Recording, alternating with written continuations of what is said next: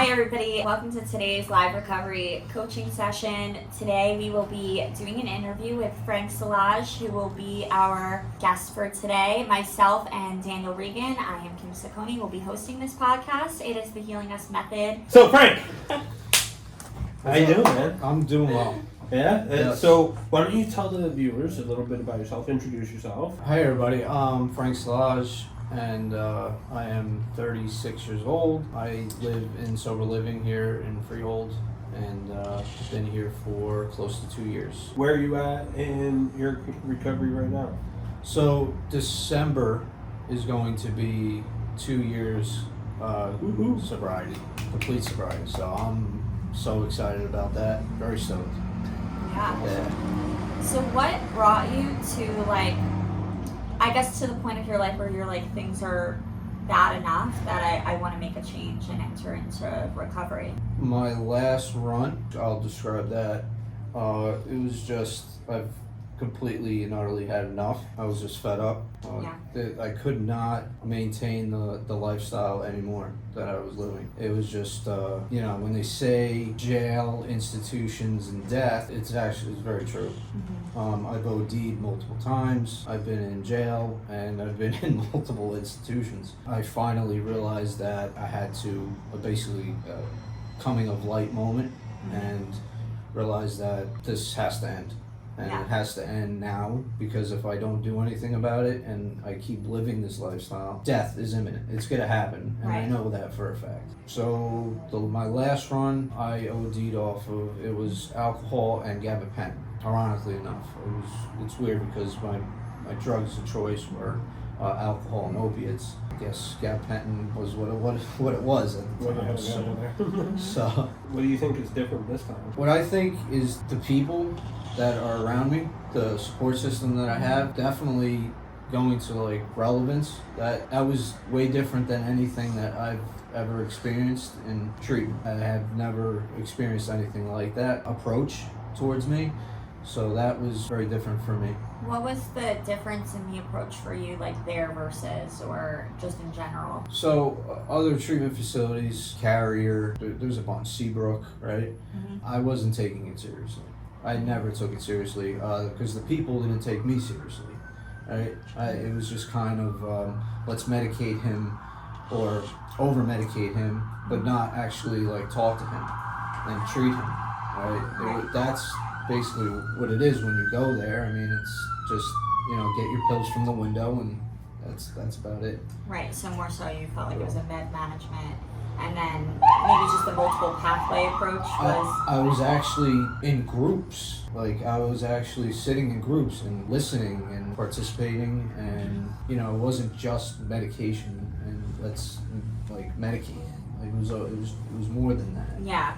Yeah.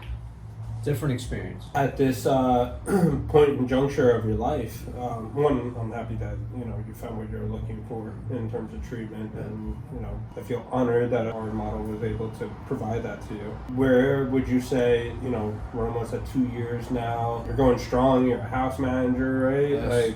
Honored to You're doing a lot in the recovery space, helping others. Where would you say you would rate your recovery in terms of your fulfillment of that aspect of your life on a 0 to 10 basis? I would put it at about a 7. I believe that there is more to work on with me, emotional wise. There's some things about me that I still need to continue to focus on and work at. If you don't mind me asking, what are those things? So emotional wise, I don't understand emotions too well. I'm still kind of figuring that part out. Identifying your own or others?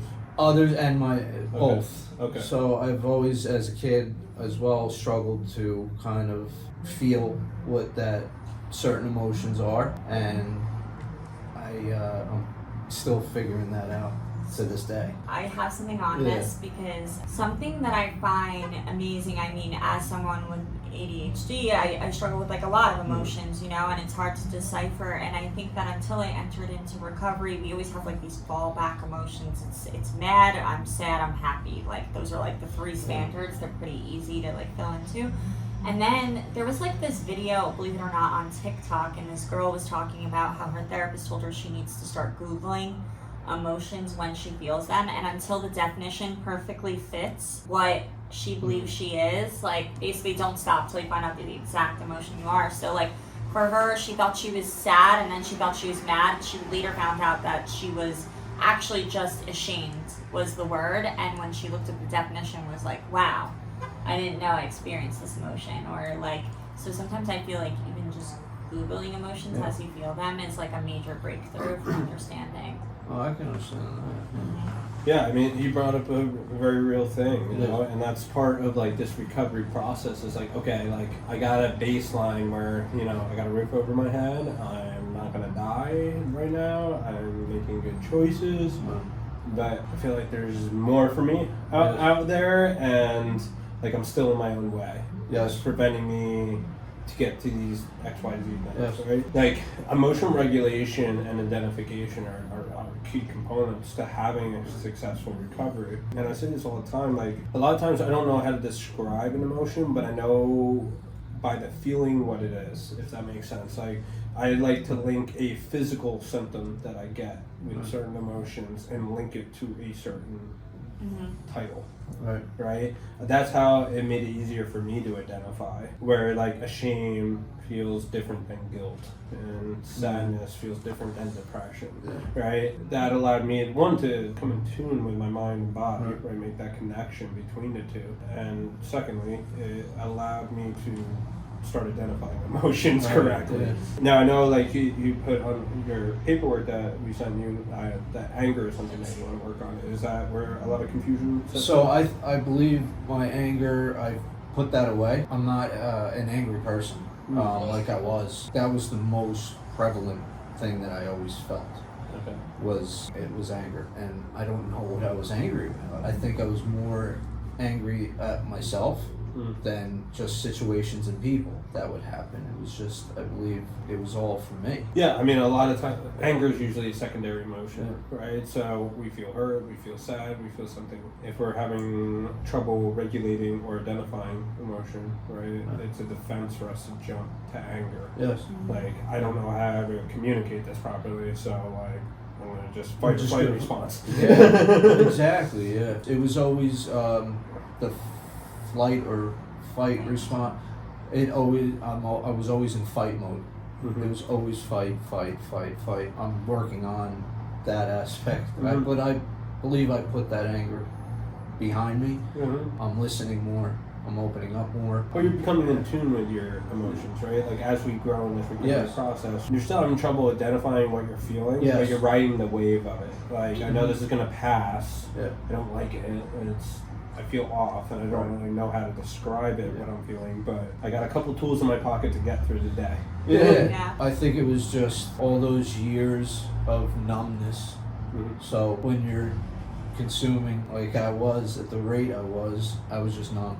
So I never really experienced a lot of emotions because I ignored it or never paid attention to it, just kept on trucking, you know, and that's it. I never really felt. And I think too, when you first get clean, I mean, I don't think I thought I wasn't crying in my addiction, but like when you first get sober and you have all these emotions, it feels like a burst of emotions because you really like weren't feeling, you know. I always picture the Grinch, you know, when his heart starts growing. Yeah. His size is big, like. That's how it feels. On top of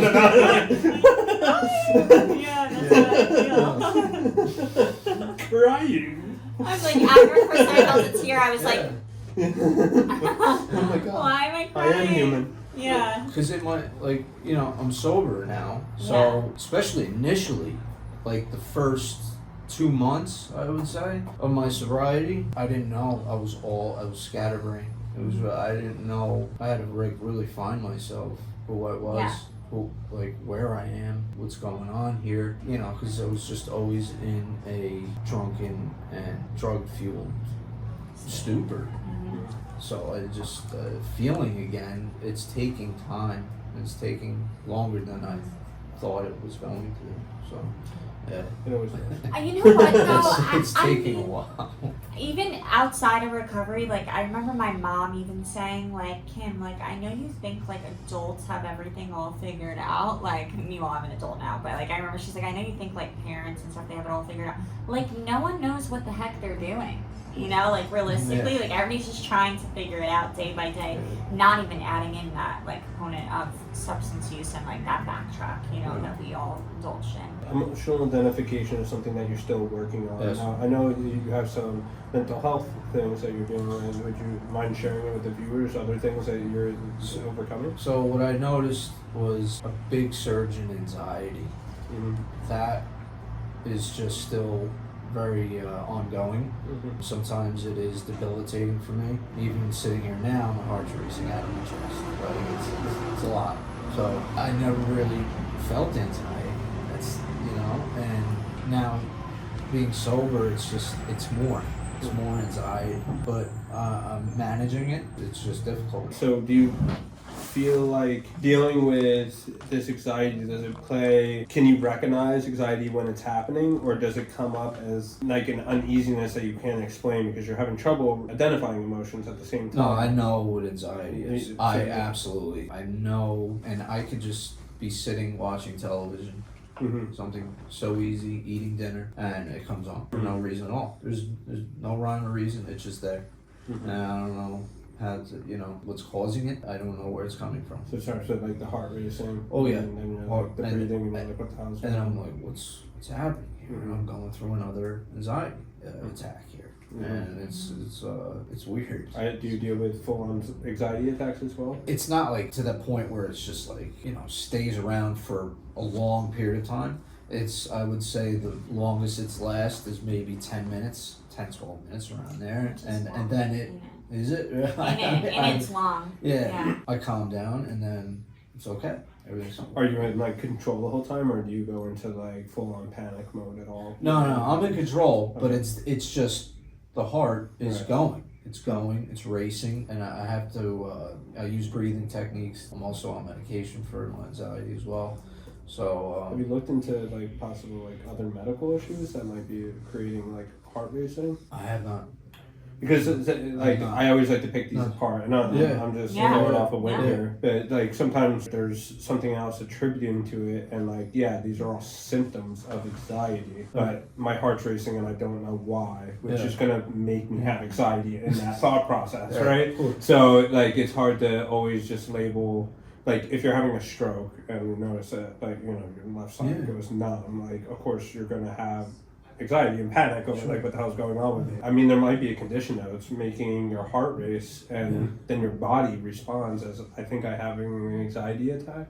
Because it's strange for like your heart to start going without any rhyme or reason, but not end up in a full blown panic attack. No, it's not. It's not full blown. It does go to that point, but it is noticeable. Okay. Yeah. Do you feel like your anxiety prevents you from like taking opportunities or anything like that? No, absolutely not. No, it doesn't hinder me in like wanting to achieve goals. It doesn't like going places, doing things. No, I don't fear doing anything. It's just general anxiety, I guess. It's just there, and I don't know why. So, just curious, because my sister, she struggled with panic disorder since super young, but she has like full-blown panic attacks, and for her, what she says usually starts is like, she'll feel something in her body, so like the way you're saying you feel like your heart, she'll think like her appendix is exploding, and then that becomes like the anxiety.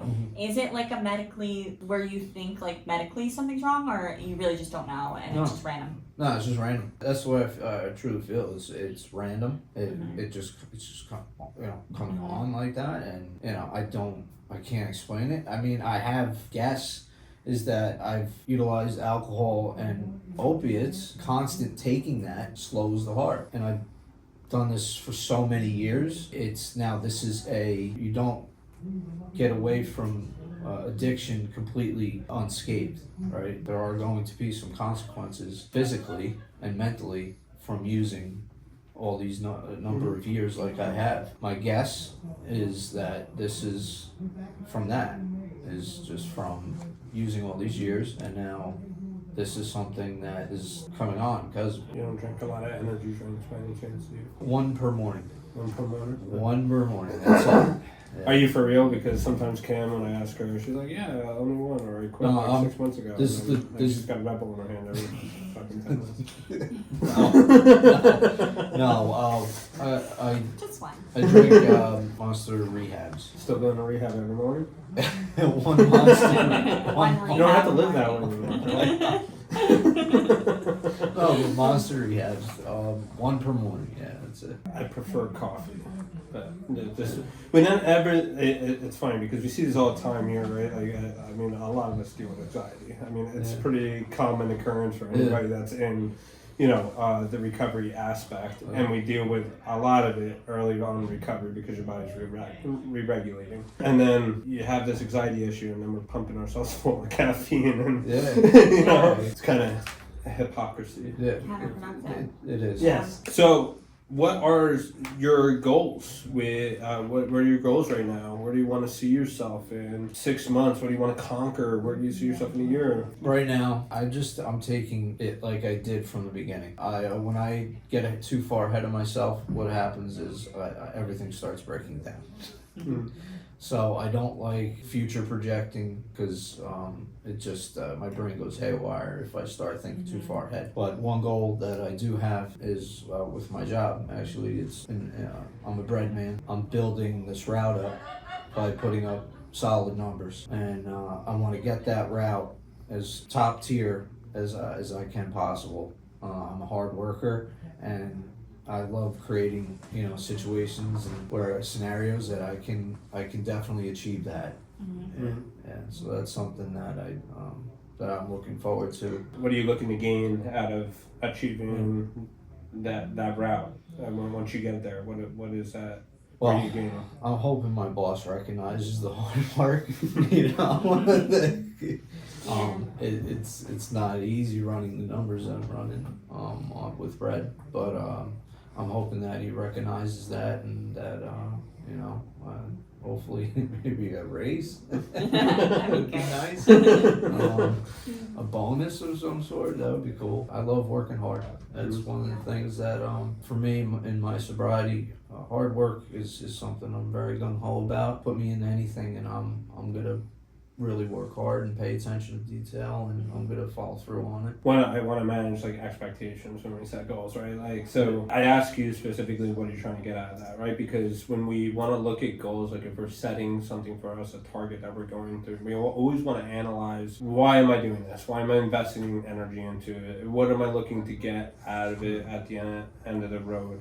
It could be as genuine as, I don't know, I just want to do it, I just want to see if I can do it and get to the end, it could be as simple as that, or there's more to it, I'm looking to get XYZ out of it, right? One thing that I always had to do is manage those expectations, because when things don't fit my expectations, the bottom drops out. I ruined the whole entire journey to completing that goal because the ending wasn't exactly what I was looking for. It didn't end like a Hallmark movie for me.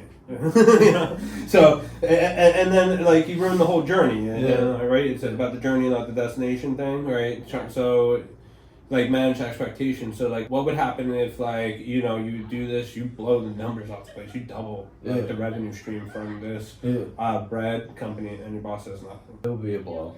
It would be, yeah. I'm not going to front. I mean, it would hit me hard because it is a lot of hard work. There's many early mornings. It's backbreaking work. So yeah, I'm going to be completely honest about that. I'd be heartbroken over it. What kind of emotions do you think would pop up? More sadness than anything. And disappointment? It would be, not any type of anger or rage or anything. No, it would just be sadness, disappointment. What did I do wrong? Type of questions. Did I miss something here? And understood. Yeah. Completely rational to kind of feel that way. Yeah. And your boss should recognize you. That'd be the nice thing to do for the hard work you put in. He's a good boss. Yeah. Yeah. Things happen, right? And people are people. Sometimes we have to have unconditional acceptance of others, right? Even when we don't want to. So, what I always like to do with things like this, that there's an expectation of some kind of external validation, whether that's I'm going to get money for the work I put in, or this or that, the other. Which, what you're saying, the thought of that being a possibility, would you define that as irrational or rational? So you're thinking that, hey, I'm going to put in this work and I'm going to get, my boss should recognize me and you should take care of me and financially for the effort that I put in. Would you define that as rational or irrational? That's rational. 100%. 100% rational, yeah. What makes things rational, Kim? They have to make sense. Yeah. Really. They just have to make sense. It has to fall into Yeah, definitely. logic. To make something rational, it's got to make sense. You got to be able to test it and prove. Yes. Yeah. And thirdly, it's got to be helpful versus harmful. You not getting that would create an emotional upset. Yeah. But Most definitely. in having a thought like, if I work hard, I get paid off, contributes healthy to you, right? Oh, we yeah. should kind of have a good work ethic and be like, Right. hey, I'm going to Yeah. put effort, and because I care. I should be treated fairly at the end of that. Yeah. Now, if someone else doesn't hold up to their end of that bargain, it hurts. It does, but I look at it, that's too bad on them. I will still feel a certain type of way, like, what did I do? What's going on here? What happened? At the end of the day, I would still look at it as, hey, that's bad on them then. So that's what I like to do when I have goals. Is always do that kind of check in with myself of, what is the goal? Why am I doing this? Why do I want this? And then what if that doesn't happen? Or is it based on something that's going to end up like causing me harm down the road? Like, am I putting all my eggs in one basket? Like, kind of setting myself up for the bottom to drop out. And sometimes beautiful things in our life need risk behind them, right? And it is going to take a lot of my energy to do this, but if it works, it works. It's gonna, if it doesn't, that's going to fucking burn, you know? Yeah. But Yeah. if that happens, I have a backup plan, and that's what I go to, right? Have that reality check of like, the bottom might drop out, and then what's my backup plan if that happens? So like, what if that happens and like the bottom drops out, he doesn't give you that, like, will you show up the next day for work? Yes, because that's the type of individual I am. It's sort of like a man up mentality, and you still have a job to do, and we're still going to put in 100% of effort here. Because that's what I'm about. Are there any other goals other than? So, the kids, definitely taking care of them and making sure that I show up and that I'm a father. That was something that was completely missing during use. I was an absent father. So How many kids do you have? Two. Two? Boy What and are a the girl. ages? Boy and a girl. I have a 8-year-old and a 4-year-old. It's special, but I was absent out of their life, and now it's important to show up and be a dad. Spend time with them, love them, care about them, be in their lives. That's very important to me now. How often do you get to see them? So my daughter is every other weekend. My son I can see at will. Not too difficult to get him. And so, do you have like specific goals, or just overreaching goal of like, I want to be a father figure in my kid's life, or is there specific things that you want to achieve with the relationship with your kids? I want to raise them. I want to make sure that I'm doing what I'm supposed to do for them and be a father and be a role model for them, teach them and guide them and whatever, that what a father's supposed to be. The overreaching goal of I want to be in their life. I want to be that good dad. Do you have any like goals that you want to like save up for college or like anything of that nature? So, I eventually, I know that this is. It might be an irrational thought or whatnot, but one day I do want to be a millionaire. So, I know. Thanks. So, Oh my god. yeah. I'll stop you with that. Take that out. I do. I can see myself in it, and in that role, and I can see myself being that, and I think that that's a positive mindset. Is that something that I never even thought of? That you don't think of things like that when you're using, success is something that is driving me. That's something that I'm striving for. So you see yourself successful from a financial standpoint down the road. That's something that Yeah. You want for yourself. I do. You bridged that with me asking if you want to save for your kids' college. So are you assuming that you're going to be $1 million down the road, so we don't have to save for college? Or? Yeah. So I'm working on it. I'm working on that one. But I am a good saver, though. I will say that. I definitely am a good saver. So for the viewers out there, me and Frank hang out a lot outside of this. We're both very much into cars and both very much have a problem with modifying our cars. we do. So, that's why I brought it up. It is. It's a car. Speaking of cars, it just also helps me in my sobriety, modifying my car, right? And some people would look at it like, "Why are you doing that? You're spending all this money." And well, I enjoy it very much. I'm making it faster, childish or whatever. I don't care what people say. It's just, it's something that I'm very passionate about. It makes you feel good. Yes, it does. Absolutely. I think it's okay to invest in your tax. Yeah, I think that everybody, I invest in wasteless things, not my car. I'll tell you, need a car wash, so.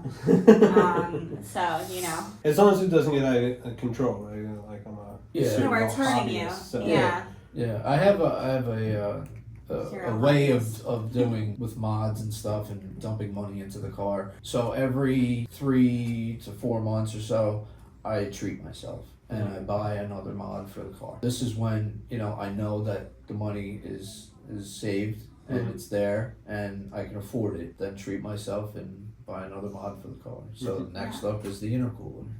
That's there you go. Yeah. Let's roll back to that financial success. So are you doing any steps, or do you see what obstacles do you see in your way to obtain that goal? In my mind, the only thing that is stopping that goal from coming to fruition for me is myself. If I get in my own way, and it's not going to work.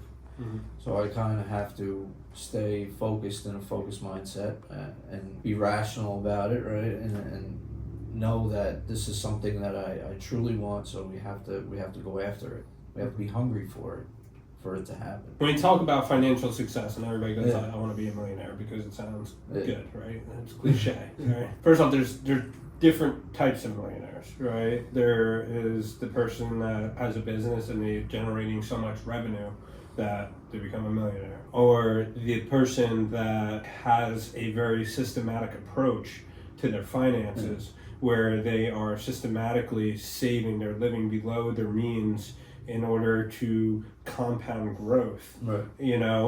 And they never made more than $100,000 in their life, but because they live below their means, because they saved and invested into the market or whatever, they're compounding interest on those market investments, whatever.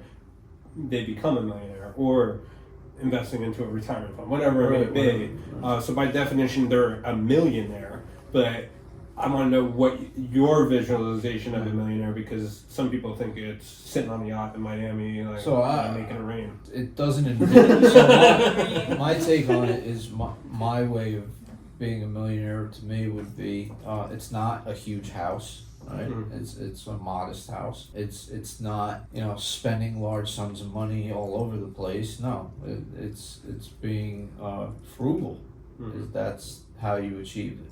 Is sacrifice. Through sacrifice and success, it can be achieved. You're more visualizing that later example that I did of a millionaire, which is great, because that means you can set, either way, you could, you want to start setting goals of how do I get there, right? In the financial sense, you should be setting a large portion aside, and putting into some kind of annuity or some kind of account that has growth to it. Have you ever sat with a financial advisor or anything? No, absolutely not. I just started in the market, so okay.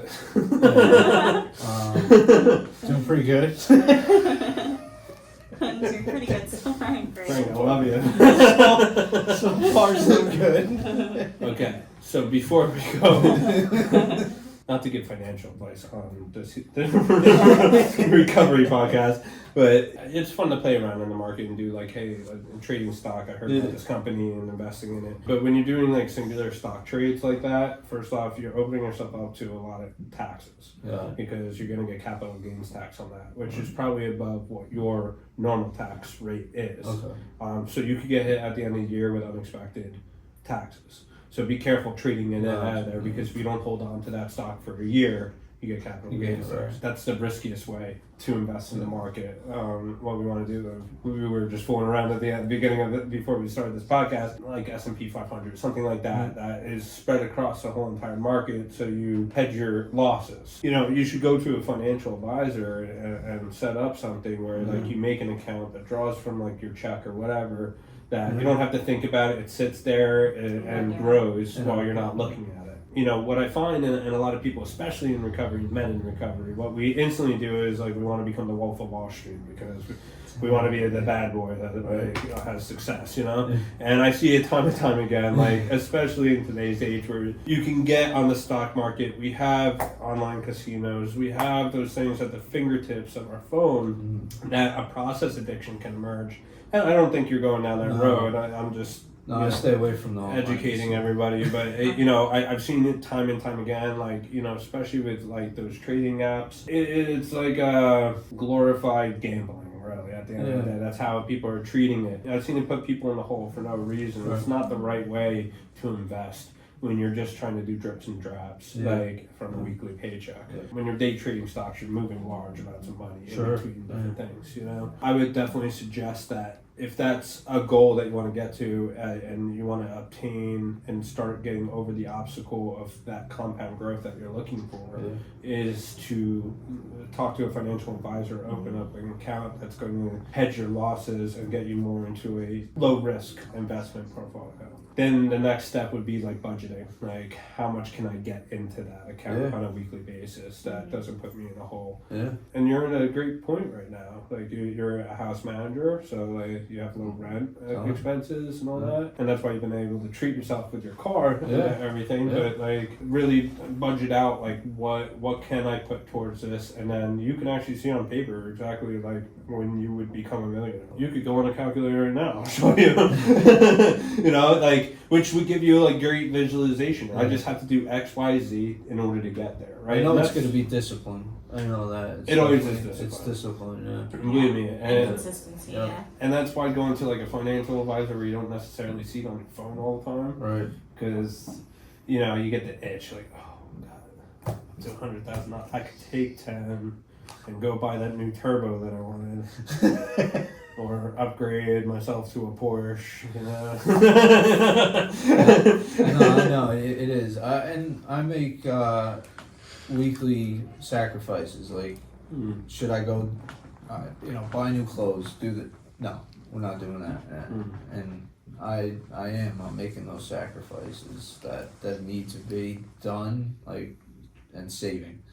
But the problem with just saving is that, you know, there's inflation and it eats it up. So that's my biggest worry. Yeah, I mean, when your money is sitting in an account, it's losing value. It is. Every day. Unfortunately. And it goes against, like, how our grandparents went about money. You know, it's like stick it under the bed for a rainy day. And that's and especially what we see with COVID. I mean, I think, what was it, like 9% inflation rate or something insane?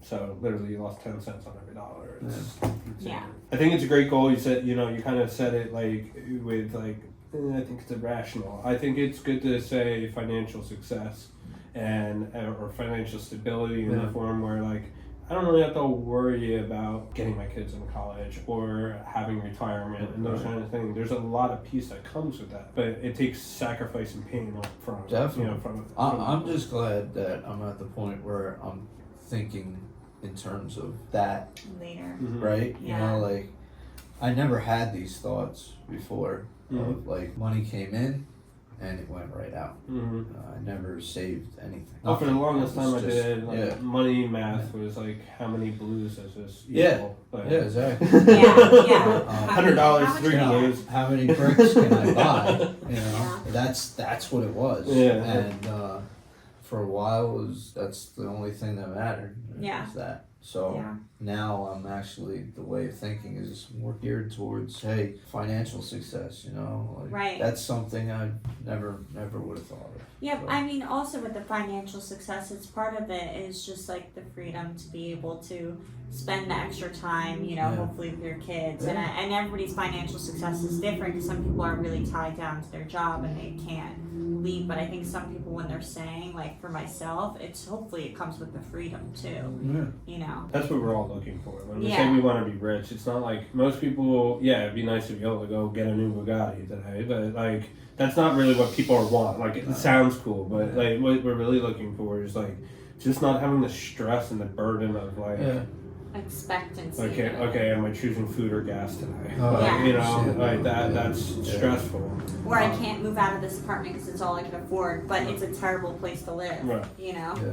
So That's what we're looking for at the end of the day. But most of us have bad money habits that we never get outside from that Yeah. stress, even though we Yeah. have the capability. And I know you make good money doing what you do. My homework for you, we Yeah. talked about a couple things here. Like you want to be financially successful. You want to have that label of a millionaire, and you want to make these small sacrifices along the way through investment to get there. You want to be a figure in your children's lives and have an influence on their character, Yes. you know, and development. And I was going with emotional regulation. Just to touch back on the emotional, are you still seeing an outpatient therapist, or like do you see anybody one-on-one? No. Okay. So now I still go to Relevance once a month, and I see the. So would it be something in the cards to see a therapist, like to be able to like have a sounding board to help you manage your emotions? I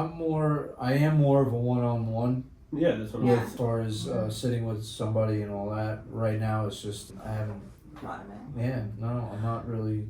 I'm not too concerned about doing that. All I'm Yeah. gonna say though, the emotional regulation, like some people don't feel like they benefit from the one-on-one talk therapy, but there are therapists, like for instance, we do have therapists in Relevance, but they're all over, that specialize specifically in skills like, say, DBT, the dialectical behavioral therapy. And that's really specifically for people that are trying to figure out, hey, I'm having all these intense emotions. I have no idea what the heck I'm feeling. Which emotion is this? How do